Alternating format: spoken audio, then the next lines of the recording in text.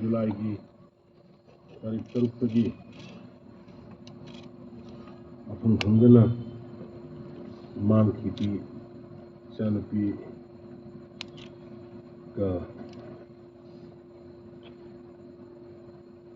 इचानुपी निंथोइंगम्बी इचानुपा हेमजित हेमानजित मोइगी खंगुल लिरगा लापदु ngarangsi nahansi suddenly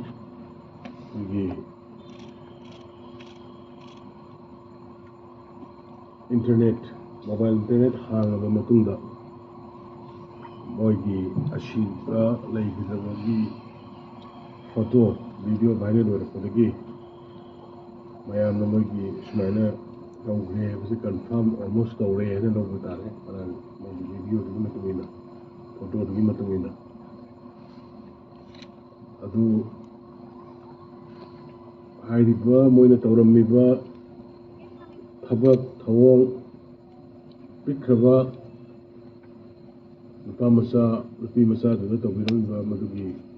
crime yamna heinous oiba crime ni aduna state government na akoi strongest term da condemn tawi gumba sanga da sakadabli set adu akoi punna sarkar amadi manipuri mayam punamak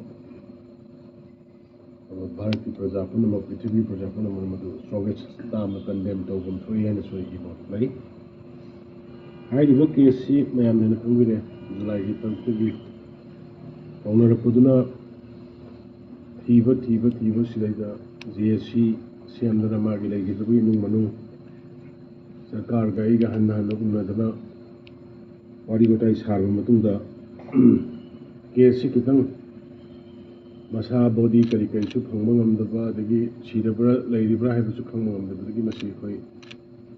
angtang trace tawna basi khoi independent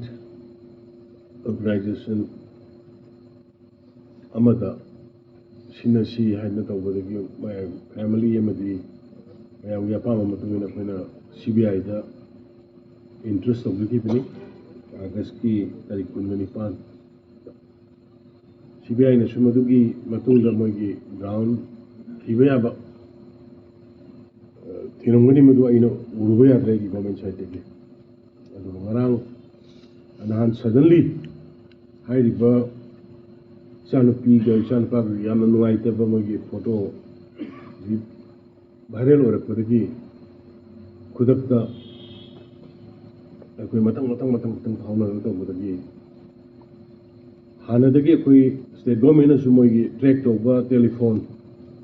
moina isa singna paigiba telephone adagi karana pairi karaida tawi sedu akoi senaraga lakpani adu CBI gi su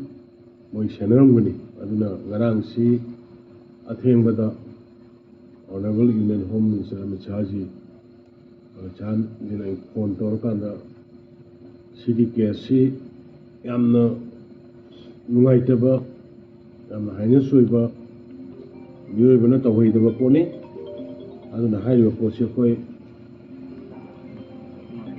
strongest term da condemn tawba loina manale bisim phana na hona gane aduna hayengmak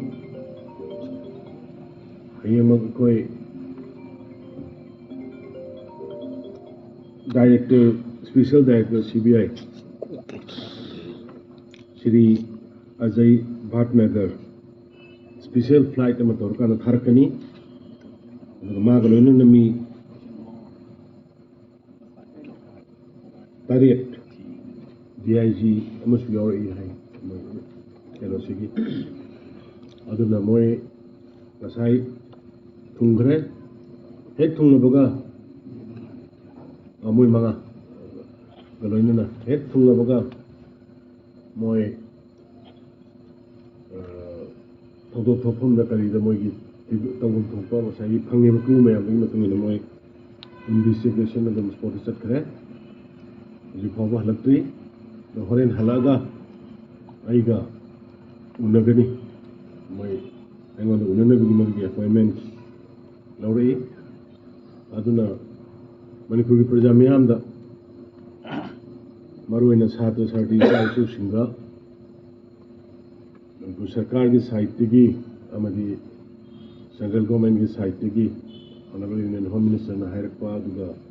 CBIꯒꯤ ꯗꯥꯏꯔꯦꯛꯇꯔꯃꯛ ꯂꯥꯛꯇꯅ ꯁꯤꯗꯩꯗ ꯁ꯭ꯄꯣꯔꯠꯇ investigation ꯇꯧꯅꯅꯕꯒꯤ ꯂꯥꯛꯏꯕꯁꯤꯒꯤ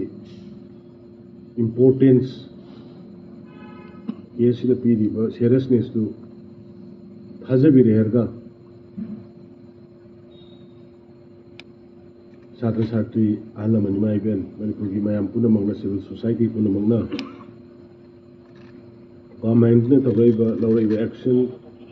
ꯑꯗꯨꯒ CBIꯒꯤ ꯊ꯭ꯔꯨꯗ ꯇꯧꯔꯛꯏꯕ ꯑꯦꯛꯁꯟꯁꯦ ꯊꯥꯖꯕ ꯊꯝꯕꯤꯔꯒ ꯄꯨꯛꯅꯤꯡ ꯐꯥꯊꯔꯒ ꯁꯥꯟꯇꯤ ꯇꯧꯕꯤꯌꯨ ꯁꯨꯡꯁꯣꯏ ꯁꯣꯏꯗꯅ ꯍꯥꯏꯔꯤꯕ ꯑꯗꯨꯒꯨꯝꯕ ꯏꯆꯥ ꯑꯃꯗꯤ ꯏꯆꯥꯅꯨꯄꯤ ꯑꯃꯗꯤ ꯏꯆꯥꯅꯨꯄꯥ ꯑꯅꯤ tamthina mihathina minungsi yauna halabe makangbudo farga soidana chap chaba matik chaba dangi logi matungina pigani haibasi miyamna thajabu thamjari adu miyamna puning phathu birga CBI na paikhatliba tawkhlaiba thabaksi matam khara bibiyu yengbiyu haidana apil tawjari violent ki thabak tawbanaba aduga amana hairiba isa ani gi sadan photo lakpadagi thengariba mayamda piriba emotion sentiment mayamdu phadaba ngamdabdagi lambida sorokta ventilate tꯧꯅꯅꯕ ꯊꯣꯛꯂꯛꯄꯁꯤꯡꯗ ꯚꯥꯞ ꯇꯥꯅꯗꯕꯒꯤ ꯑꯣꯏꯕ ꯌꯥꯏ ꯑꯗꯨꯒ security ꯔꯤꯖꯟꯒꯤ ꯑꯣꯏꯕ ꯌꯥꯏ hyper sensitive ꯖꯣꯟꯗ ꯆꯪꯉꯨꯕꯒꯤ ꯑꯣꯏꯕ ꯌꯥꯏ ꯑꯦꯅꯤ ꯑꯣꯏꯕ ꯌꯥꯏ ꯑꯗꯨ ꯁꯥꯇ꯭ꯔ ꯁꯥꯇ꯭ꯔꯤꯁꯤꯡꯗ ꯌꯥꯝ ꯀꯥ ꯍꯦꯟꯕ ꯃꯑꯣꯡꯗ ꯁꯦꯀ꯭ꯌꯨꯔꯤꯇꯤ ꯐꯣꯔꯁꯦꯁꯁꯤꯡꯅ ꯂꯥꯏꯐ ꯔꯥꯎꯟ ꯅꯠꯇ꯭ꯔꯒ ꯑꯇꯩ ꯑꯇꯩ ꯁꯣꯛꯄ ꯌꯥꯕ ꯄꯟꯕ ꯌꯥꯕ ꯀꯥꯞꯄ ꯌꯥꯎꯔꯝꯃꯒꯗꯤ ꯃꯗꯨ ꯒꯣꯔꯃꯦꯟꯅ ꯃꯗꯨ ꯇꯣꯂꯔꯦꯠ ꯇꯧꯔꯣꯏ ꯁꯥꯇ꯭ꯔꯁꯤꯡ ꯀꯔꯤ ꯀꯔꯤꯗ ꯑꯁꯣꯛ ꯑꯄꯟ ꯅꯪꯕ ꯃꯗꯨꯒꯤꯗꯃꯛꯇ ꯑꯩꯈꯣꯏ ꯁꯔꯀꯥꯔꯒꯤ ꯃꯥꯏꯀꯩꯗꯒꯤ ꯑꯩꯒꯤ ꯃꯥꯏꯀꯩꯗꯒꯤ ꯅꯨꯡꯉꯥꯏꯇꯕ ꯐꯣꯡꯗꯣꯛꯆꯔꯤ ꯑꯗꯨꯒ ꯌꯥꯝ ꯀꯥ ꯍꯦꯟꯅ ꯑꯁꯣꯛ ꯑꯄꯟ ꯅꯪꯕ ꯑꯇꯩ ꯆꯥꯗꯕ ꯃꯔꯝꯁꯤꯡ ꯌꯥꯎꯔꯝꯃꯗꯤ ꯃꯗꯨꯒꯤ ꯃꯐꯝ ꯃꯇꯝ ꯑꯗꯨꯒ ꯃꯗꯨꯒꯤ ꯇꯧꯔꯤꯕ ꯊꯣꯛꯏꯕ ꯊꯧꯗꯣꯛꯇꯨꯒꯤ ꯏꯟꯚꯦꯁꯇꯤꯒꯦꯁꯟ ꯆꯞ ꯆꯥꯅ ꯇꯧꯔꯀꯥꯟꯗ ꯑꯩꯈꯣꯏ ꯖꯁꯇꯤꯁ ꯄꯤꯅꯕ ꯂꯥꯛꯅꯒꯅꯤ ꯑꯩꯈꯣꯏꯒꯤ ꯐꯣꯔꯁꯦꯁꯅꯤ ꯍꯥꯏꯔꯒꯁꯨ ꯑꯩꯈꯣই ꯏꯆꯥ ꯏꯁꯨꯁꯤꯡꯗ ꯃꯑꯣꯡ ꯇꯥꯗꯕ ꯇ꯭ꯔꯤꯠꯃꯦꯟ ꯇꯧꯔꯒꯗꯤ ꯃꯗꯨꯁꯨ ꯑꯩꯈꯣই ꯇꯨꯃꯤꯟꯅ ꯂꯩꯔꯣꯏ ꯃꯣꯏꯒꯤ ꯃꯊꯛꯇ ꯑꯩꯈꯣই ꯆꯞ ꯆꯥꯕ ꯗꯤꯁꯤꯄ꯭ꯂꯤꯅꯔꯤ ꯑꯦꯛꯁꯟ ꯂꯧꯈꯠꯀꯅꯤ ꯑꯗꯨꯒ ꯑꯃꯔꯣꯝꯗ ꯑꯃꯨꯛ ꯑꯦꯖꯤꯇꯦꯁꯟ ꯇꯧꯕꯤꯔꯤꯕ ꯏꯆꯥꯁꯤꯡ ꯏꯆꯝ ꯆꯝꯅ ꯊꯣꯛꯆꯔꯛꯄ ꯂꯝꯕꯤꯗ ꯅꯨꯡꯉꯥꯏꯇꯕꯒꯤ ꯄꯦꯟꯗꯕ ꯐꯣꯡꯗꯣꯛꯄ ꯊꯣꯛꯆꯔꯛꯄꯁꯤꯡꯗꯒꯤ ꯃꯇꯨꯡꯗ ꯂꯦꯞꯄꯒ ꯅꯥꯀꯟꯗ ꯂꯦꯞꯄꯒ ꯁꯥꯇ꯭ꯔꯁꯤꯡꯁꯨ ꯅꯠꯇꯕ ꯑꯗꯨꯅ ꯏꯔꯥꯡ ꯊꯣꯛꯅꯅꯕ ꯌꯣꯠ ꯃꯇꯨꯝ ꯀꯛꯑꯒ ꯅꯥꯎꯔꯤ ꯃꯔꯨ ꯇꯧꯔꯒ ꯀꯥꯞꯁꯤꯟꯕ ꯁꯤꯒꯤ ꯑꯩꯈꯣই ꯏꯟꯐꯣꯔꯃꯦꯁꯟꯁꯨ ꯚꯤꯗꯤꯑꯣ ꯔꯦꯀꯣꯔꯗꯤꯡꯁꯨ ꯑꯩꯈꯣꯏꯗ ꯂꯩ ꯑꯗꯨꯅ ꯌꯥꯔꯤꯉꯩ ꯃꯁꯤꯃ ꯁꯥꯇ꯭ꯔꯁꯤꯡꯒꯤ ꯑꯣꯏꯕ ꯁꯥꯇ꯭ꯔꯤꯁꯤꯡꯒꯤ ꯑꯣꯏꯕ ꯃꯨꯞꯃꯦꯟꯅ ꯌꯥꯝ ꯐ꯭ꯔꯤꯂꯤ ꯄꯤꯁ ꯑꯣꯏꯅ ꯇꯧꯖꯁꯅꯨ ꯃꯔꯛꯇ ꯑꯩꯈꯣই ꯑꯇꯣꯞꯄ ꯄꯣꯂꯤꯇꯤꯀꯦꯜ ꯍꯦꯟ ꯌꯥꯎꯁꯟꯕ ꯈꯣꯠꯆꯟꯕ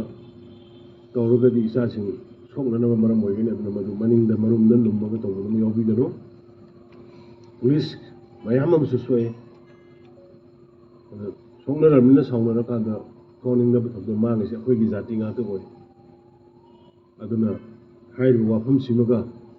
ꯑꯩ ꯁꯦꯀ꯭ꯌꯨꯔꯤꯇꯤ ꯐꯣꯔꯁꯦꯁꯁꯤꯡꯗꯨꯁꯨ ꯇꯨ ꯔꯦꯁꯇ꯭ꯔꯦꯟ ꯃꯦꯛꯁꯤꯃꯝ ꯔꯦꯁꯇ꯭ꯔꯦꯟ ꯇꯧꯔꯀꯥꯟꯗ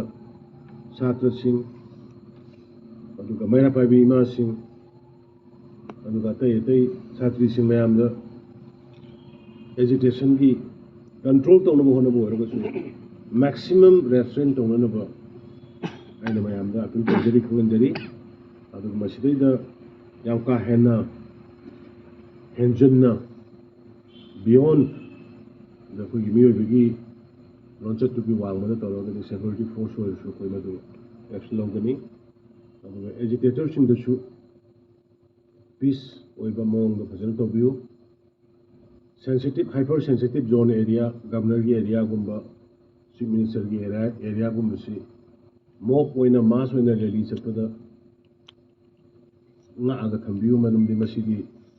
mi manga punba yadaba ani punba yadaba dugumba jagani aduna khara mayam akut punna bhat taminara kanda akoina thengnariba amadi thengnagadoriba state ki issue singsi mai pakna sanction mangamgani akoi masengi marakta bhat tanadragadi mina harau khigani yekna bana harau khigani aduna akoi masengi marakta bhat tanadaba gyan tanadaba lebisingdo koi unaraga wari chanaminaraga bhat taminasi ngasi matadai Maheiroi Chakra Samsthan ani group ani ahum unai Moirangi group volunteers chani chahum gi representatives unai abui mayam wichin asing unai koi unaraga wai sana kada ventilate amaga taunaraga punna state sibu kanna ba state sigi Maheiroi gi mi oi akoi kuno ku kanna ba na akoi gi illegal immigrants sindagi drug mafia sindagi kannana ba koi punna amatung oi hona minasi haibisi mai media gi chenlaw mayam gi kuthang da ai manipur gi ai gi sijarwa praja ima ibel halaman sathar sardi singda ya apil tawjari kurumjari ana puning khatha biraga isa ani gi kesida tawram miba thom miba involve tawbe punama sung soidana farga dani pigani haibise masi akoi central government amadi bharat manipur state government gi chap chaba firebni ana hairiba sigi firepchi thajabiu aduga aikoina lawrakpa legal action tawraiba koigi course dai mayamna support to view haidana haijage aduga sugumba yamna miyoibagi lichat nataba sigi crime se koi strongest amda asigi sarkarna asigi miyamna condemn the way haibasi mai na thamjari. Thank you.